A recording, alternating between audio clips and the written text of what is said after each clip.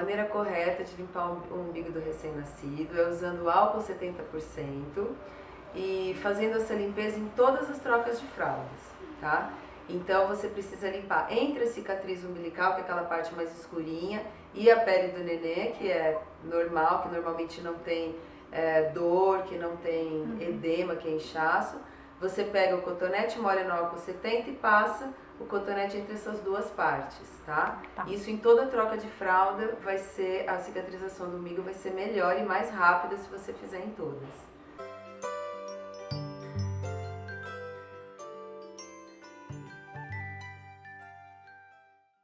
Existe uma recomendação internacional de colocar o bebê para dormir de costas, né? Existe até um macacão que o pessoal da Academia Americana de Pediatria criou, escrito este lado para cima, né, na frente, que é para o bebê ficar de costas e de cabecinha virada para o lado, né? Eles falam dessa posição como protetora contra a morte súbita do lactente, né? Então todo mundo sabe isso, mas a maioria das mães vem perguntar mesmo no consultório se pode deixar o bebê de lado, tá? O grande risco é deixar o bebê de bruços. De bruços não pode dormir a noite inteira, não pode dormir 3 horas seguidas sem o bebê ser visto de bruços, porque é a posição de maior risco para a morte súbita do lactente. Não pode também colocar travesseiro, porque o travesseiro faz uma concha às vezes na boquinha do neném e isso pode ser perigoso para ele, tá? Então o ideal é dormir de barriga para cima, cabeça para o lado, de preferência inclinado. E alguns bebês que não conseguem dormir de barriga para cima, no máximo podem dormir de lado, desde que você garanta que ele não vai ficar de bruços. Quando a gente orienta a ficar de lado, a gente corre o risco do bebê virar de bruços, né? Então por isso que essa orientação tem que ser muito cuidadosa, caso a caso, a família tem que estar preparada para fazer esse correto posicionamento.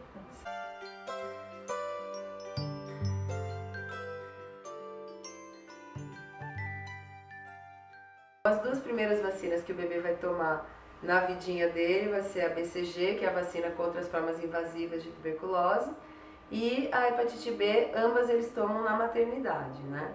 A BCG dá aquela reação local, que é uma inflamação local, que depois vai virar aquela cicatriz que a gente quer que exista, porque isso é o sinal de que a vacina pegou, ou seja, a criança está protegida mesmo, tá? A hepatite B dá mais a reação de dor local, porque é uma vacina dada na perninha do neném. A segunda vez que o neném vai tomar vacina na vida é com 2 meses de vida. Ele vai tomar uma vacina que são 6 em 1, uma vacina que chama hexavalente, vai tomar a vacina rotavírus e a pneumocócica 13-valente, né?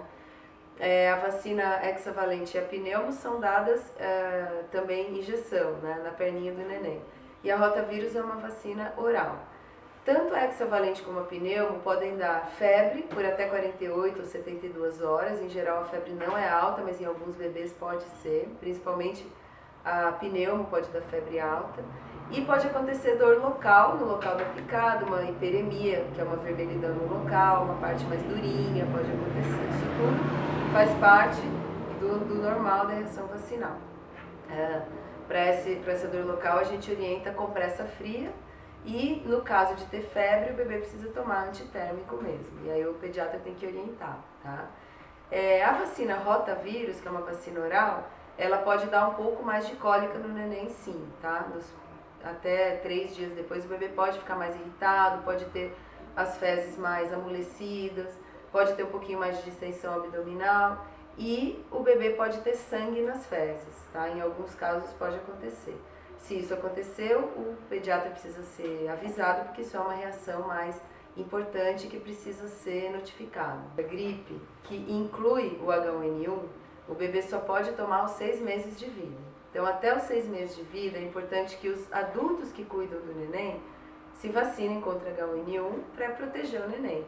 E é muito importante nessa época do ano, de inverno, de outono, que tem muitos casos de H1N1, e de gripe, né, de influenza, não ficar expondo muito o bebê em locais públicos fechados, que é onde você tem uma maior concentração desses vírus e uma maior probabilidade do bebê pegar, tá? Então a gente não se preocupa no bebê apenas com a síndrome gripal, a gente se preocupa também com a bronquiolite, que é uma infecção viral que acomete o pulmão do neném e causada pelos mesmos vírus que causam gripe e resfriado no adulto, tá? Então essa é a nossa preocupação de não expor muito o neném quando ele é muito novinho.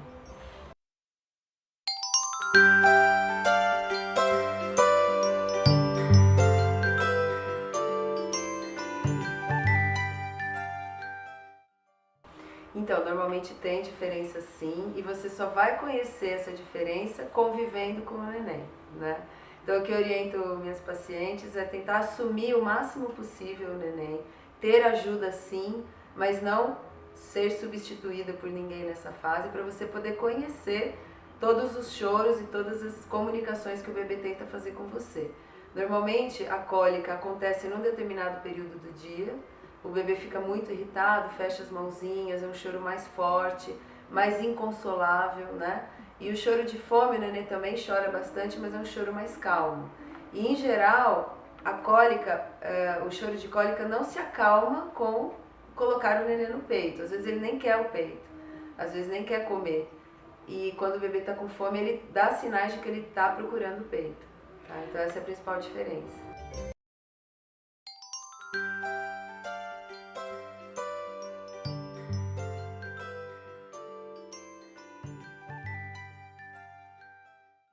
Sim, precisa. Por quê? Porque em geral o bebê coloca ar junto com o leite para dentro do estômago e esôfago dele, né? Então ele mama um pouquinho de ar. Arrotar nada mais é do que fazer sair o ar que ele engoliu junto com o leite, tá? Por que é tão importante arrotar, que o pediatra fica tão preocupado com isso? Porque quando o bebê coloca o ar para fora, se ele estiver deitado, ele vai colocar também leite para fora. O leite vai vir junto, tá? Então, se ele estiver em pé, o ar vai ficar em cima do leite, você vai propiciar a saída do ar sem sair leite, né? Isso não coloca o bebê em risco.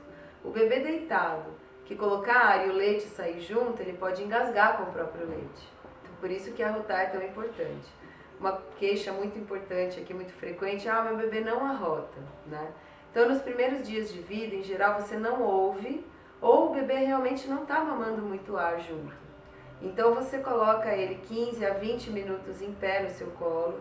É importante também movimentar o neném, colocar ele de um lado para o outro no seu ombro e até levantar da cadeira com o neném, porque isso vai ajudar o leite a sair, tá? O leite, se tiver que sair, e o ar, se tiver que sair o ar, tá? Então se ele tiver que golfar, que seja no seu colo em pé e não deitado, tá? Então, colocar o bebê em pé, mas deixar ele parado com a cabecinha torta, isso não vai ajudar ele a arrotar, tá? É importante movimentar ele, certo?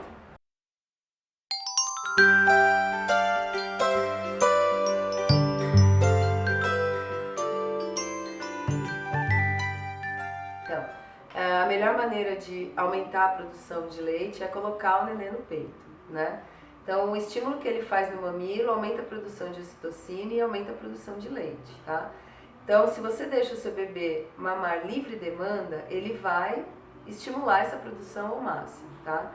Então, além de colocar o bebê para mamar livre demanda, a mãe precisa descansar, precisa comer muito bem, cerca de 2.000 calorias, 1.800 a 2.000 calorias por dia.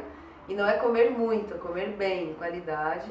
E tomar muito líquido, cerca de 2 litros de água por dia, tá? Porque a produção de leite demanda tudo isso do nosso organismo. A gente precisa tentar repor isso para que não falte leite. E eu sempre brinco, né, com as minhas pacientes. Toda cirurgia que você faz na vida, por menor que seja, até a extração de um dente, o profissional que te opera te orienta a depois fazer repouso, né? A única pessoa que não faz repouso depois de um procedimento é a mãe, né? Porque ela faz o parto normal ou a cesárea, ambos causam um estresse no organismo e depois ela não tem repouso nenhum, pelo contrário, vai ser o momento de menos repouso da vida dela, né? E isso interfere sim na amamentação. Então, o pai, familiares e outras pessoas que possam ajudar a mãe nos afazeres domésticos e outras coisas em casa podem ajudar muito nessa produção de leite. E outra coisa que interfere muito é o estresse, né? Então, as mães muito cobradas, que se cobram muito por N fatores, ou as mães muito ansiosas, ou quando começa a ter algum problema na vida, né? Enfim, acontece alguma coisa, ou um estresse físico, ou um estresse psicológico no momento da amamentação, isso pode sim interferir na produção de leite, tá?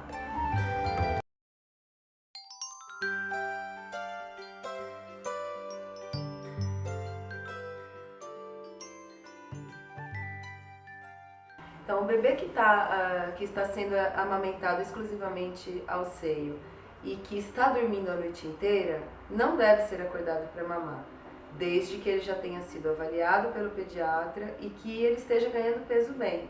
Então isso em geral acontece no final do primeiro mês, o bebê está mamando muito bem, ganhando peso muito bem e de repente ele começa a dormir, por exemplo, da meia-noite às 6, né?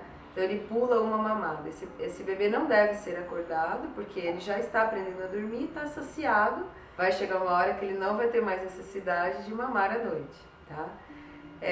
Durante o dia, se você deixa o bebê dormir 4, 6 horas, provavelmente o bebê está fazendo a noite dele durante o dia. Porque a noite de um bebê é no máximo de 6 horas, em geral, de um bebê muito pequeno, né? Se ele estiver fazendo isso de dia, ele está dormindo muito bem, só que no horário errado, né? Então é importante ajudá-lo a fazer essa rotina, a mudar essa rotina.